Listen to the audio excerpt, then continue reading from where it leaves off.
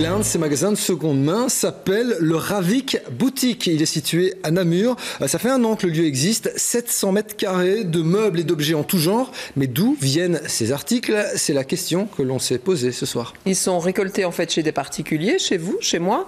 Ils sont triés, retapés à la ressourcerie namuroise, une entreprise à vocation sociale qui assure donc en quelque sorte finalement le rôle du service encombrant. Mais là, effectivement, les objets ont droit à une seconde vie.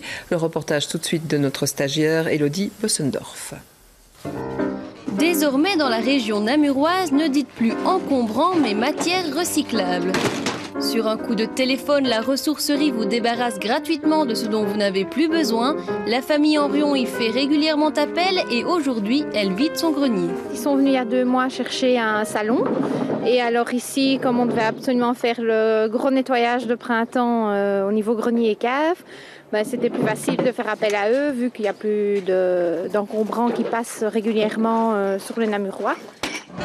Mais une fois chargés, que deviennent les objets de cette dame? Pour le savoir, direction la ressourcerie à Saint-Servais près de Namur. Cette entreprise travaille en partenariat avec les villes et les communes. Elle remplace désormais le service encombrant. Dans ce hangar, 2000 tonnes de meubles et autres bibelots arrivent chaque année. Ils sont réceptionnés par une vingtaine d'employés. C'est une société coopérative à finalité sociale, reconnue comme entreprise d'insertion. Donc notre finalité première, c'est la création d'emplois pour des personnes qui n'ont pas spécialement au départ des compétences adéquates sur le marché de l'emploi. Ici, on trie, on nettoie, on répare ou on recycle. Autrefois broyés et mis en décharge, la plupart de ces objets sont aujourd'hui recyclés ou réutilisés. Seuls 10% d'entre eux finiront à la poubelle. Une initiative économiquement intéressante puisqu'elle crée de l'emploi et écologique puisque 90% des matières récoltées retrouvent une seconde vie. Ce qui est stocké ici, ce sont tous des objets, donc tous des meubles qu'on a collectés, qu'on a triés, comme je vous disais tout à l'heure, les objets en mauvais état, on les a recyclés, les objets en bon état, on les a mis ici dans le hangar. Ils sont en attente d'être mis en valeur, de nettoyer, d'être restaurés. Une fois qu'ils vont être complètement restaurés, on va pouvoir les mettre directement là, on va les nettoyer, on va les stocker, et puis ça part directement au magasin, le camion vient les chercher et c'est parti au magasin. Les objets remis à neuf, on les retrouve donc ici, à la Ravik Boutique. Du mardi au samedi, le magasin accueille les acheteurs potentiels. Ici, vous trouvez de tout, dans le domaine du mobilier, de l'ameublement, de la décoration ou même des objets utilitaires. Alors, il y a aussi toute une partie consacrée à des objets de redesign un peu plus fous, un peu plus farfelus. Mais je veux dire, vous trouvez un petit peu de tout ici et tous les publics peuvent rentrer dans le magasin. Donc, on va cibler le jeune couple qui veut s'installer ou bien des personnes qui ont relativement peu d'argent ou même, voilà, madame qui voudrait acheter un petit coup de cœur, quelque chose de tout à fait sympathique, de vieille et ainsi de suite. Donc tout le monde trouve son bonheur ici en faisant de l'environnement sans s'en rendre compte. Vous venez souvent ici, madame? Non, c'est la première fois. Et comment est-ce que vous trouvez l'endroit? Je trouve ça vraiment chouette, surtout le département là au bout avec les lampes et tout ça, c'est vraiment super. En kom je vaak? Waarom? Omdat je op deze manier en leuke dingetjes haalt en milieu steunt. Dus 2 dingen in 1 klap. Quant au tarif, un produit de seconde main vous coûtera entre le tiers et la moitié de son prix initial. Des objets qui seront également bientôt disponibles via Internet grâce à une boutique virtuelle. Et si vous habitez dans la région namuroise et que vous souhaitez bénéficier des services de la ressourcerie, un numéro de téléphone, le 081 26 04 00. Il y a aussi une adresse internet www.laressourcerie.be. Un petit peu d'exotisme à présent. On va se mettre, vous ne l'avez peut-être pas compris parce qu'effectivement dans les titres de l'émission, j'ai eu un petit fou rire, mais on va se mettre à l'heure japonaise tout de suite. D'ailleurs, comment on dit en japonais? Où t'as mis tes chaussures? Je ne sais pas. Où t'as mis tes tongs? D'accord. Vous les aviez à vos pieds tout à l'heure, mes chaussures d'ailleurs, mais j'ai eu le temps de l'émission pour m'en rendre compte quand même, Michael. Vous n'êtes pas vraiment bilingue français-japonais, ça c'est sûr, alors des cours s'imposent. Eh bien c'est prévu, Véronique. Je vais aller à Liège. L'ULG a créé un centre d'études japonaises qui permet de s'éveiller à la langue du pays du soleil levant. Et ces cours ont lieu 1 fois par semaine, il y a différents niveaux, des débutants aux plus avancés, et les élèves sont véritablement au rendez-vous. Il y a un engouement pour certains, alors il y a un intérêt professionnel et pour d'autres, c'est juste la culture japonaise qui fascine. On va s'arrêter dans la classe de niveau intermédiaire. On se lance à la découverte d'une langue, d'une écriture et plus largement, si vous allez le voir et l'entendre, d'une culture. とても寒いですが、頑張りましょう。頑張りましょうveut dire courage, bon travail. 1 fois par semaine, Ces Liégeois sont en totale immersion dans la langue japonaise. Écriture, vocabulaire, grammaire, conjugaison, ils s'efforcent tous d'apprendre avec passion les rudiments d'une langue impérialement différente de la langue française. Kanako Goto, leur sensei, ou en français leur professeur, enseigne le japonais à un auditoire plutôt varié. Les plus jeunes sont des étudiants de l'école secondaire et il y a aussi des étudiants de l'université. Et il y a aussi le public qui ont terminé toute leur formation, mais ils reviennent quand même pour enrichir leur passion de la langue et la culture. Donc cet ordinateur-ci était bon marché. そのコンピューターは安かったです。 Les seito, ou en français les élèves, suivent ce cours en soirée, après une journée d'études ou de travail. Pour la majorité d'entre eux, apprendre la langue du pays du soleil levant est un hobby, mais aussi un sacrifice volontaire. Car cette langue, aux innombrables difficultés, implique bien évidemment un travail à domicile. Cette passion commune pour le japonais peut avoir des origines diverses. J'étais très influencé par certains livres ou certains films que j'ai vus.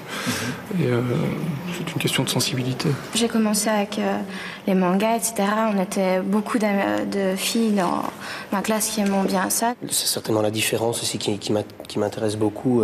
C'est extrêmement différent du français, c'est ça, les différents types d'écriture, les kanji, les hiragana, katakana, c'est ça qui est assez intéressant. Kono testo wa yasashi desu. Yasashi ku arimasen. Une langue est plus intelligible à travers sa culture. C'est pourquoi à chacun de ses cours, Kanako Goto intègre une approche culturelle du Japon. Dans d'autres moments de la cérémonie du thé, c'est la grande sobriété, la concentration, et on ne fait pas du tout le bruit. Et on parle quasi pas. Juste pour dire, ah, excellent, chawan. Chawan, c'est-à-dire le bol. Hein. Quand on étudie seul avec le logiciel ou bien les livres, il y a justement ce côté qui manque. On veut vraiment, on ne sait pas vraiment comment les vrais Japonais se comportent. Très attentifs aux anecdotes, ces apprentis japonais dessinent les contours de la société nippone. Ils alimentent aussi leurs fantasmes et parfois des projets. Déjà l'année prochaine, je me marie et je vais au Japon en voyage de noces. Félicitations. Merci. donc voilà, j'aimerais bien apprendre un maximum pour me débrouiller un petit peu là-bas.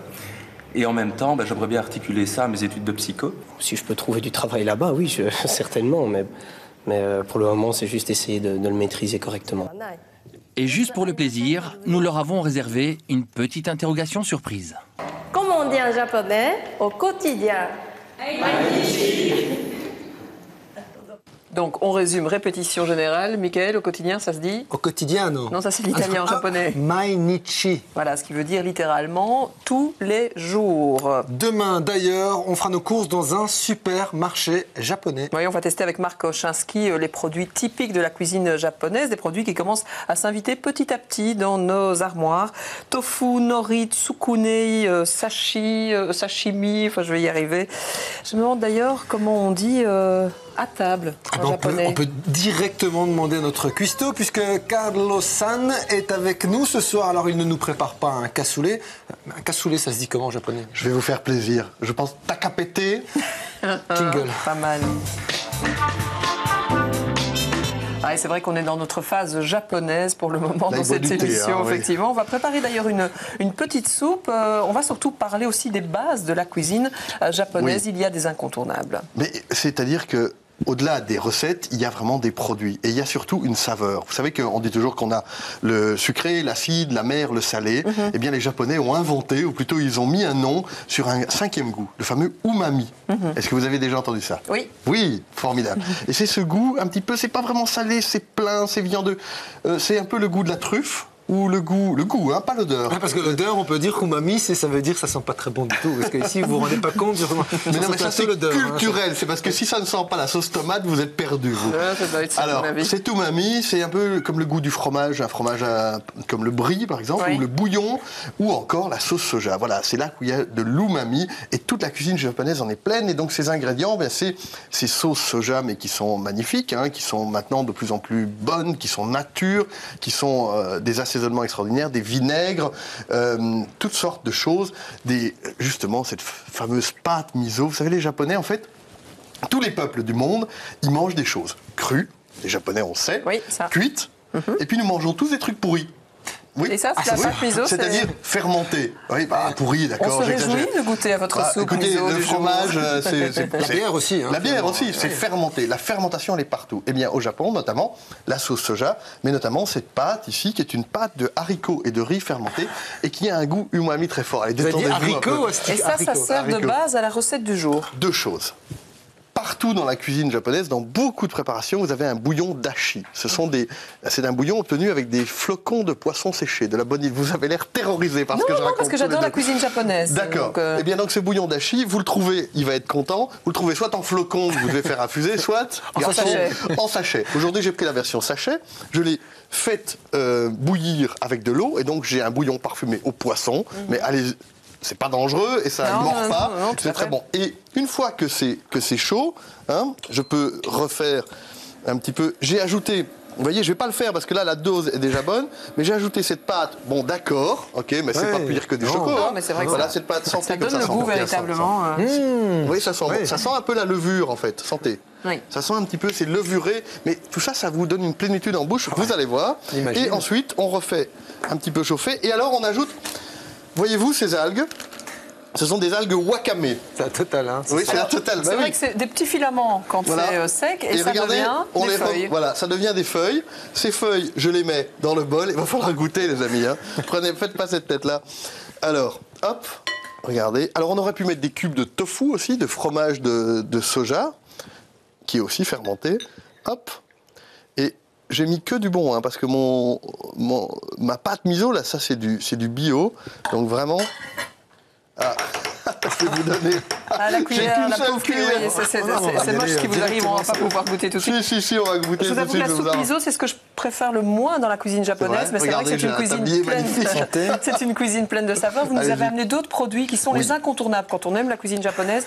Dans sa cuisine, si on veut cuisiner japonais, il faut du vinaigre de riz, par exemple. Mais si on veut cuisiner japonais, Véronique et Mickaël, c'est pas seulement pour cuisiner japonais. Intégrons ces produits dans notre cuisine à nous de tous les jours. Oui, ça fait un doux mélange. Par exemple, c'est du vinaigre de riz. Ça sert pour assaisonner le riz à sushi. Mais dans une salade, essayez une salade avec de la sauce soja bio et ce vinaigre de riz. Vous allez avoir un assaisonnement tout à fait particulier. Un truc que j'adore, ça, c'est la sauce à base de prunes.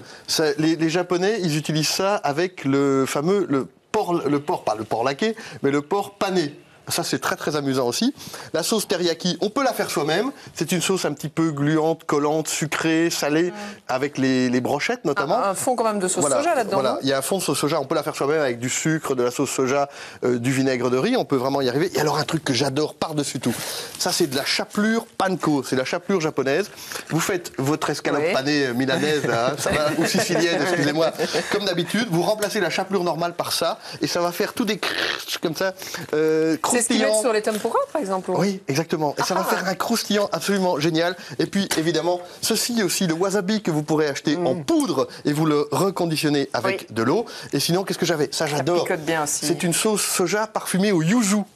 Le yuzu, c'est cet agrume, cette espèce de mandarine japonaise. Vous avez déjà fait goûter ça dans l'émission. Oui, et j'avais assaisonné une salade, me semble-t-il, avec ça. Et alors vraiment, parce que vous êtes feignant, vous avez le miso tout prêt. Tout prêt. Voilà. Vous savez quoi? J'ai l'impression qu'on va pas se ruer sur votre soupe ce soir. Après cette émission, non, mais vraiment, lamentable, si dans tous les cas, vous avez envie de prendre des risques, la recette, elle se trouve sur notre site internet. Il faut vraiment www.auquotidien.be. Non, c'est vrai. Et c'est franchement sympa, c'est à découvrir malgré les moi, c'est reconstituant. Mangez votre soupe, c'est la fin de cette émission. Place au journal télévisé tout de suite. Alors je vous souhaite à tous, notamment aux enfants de Scarbeck que j'ai rencontrés hier, une Oyuzumi Nasai. Ça veut dire une bonne nuit. Bon, bonne nuit aussi en français. On vous retrouve demain dès 18h45 pour évoquer votre quotidien.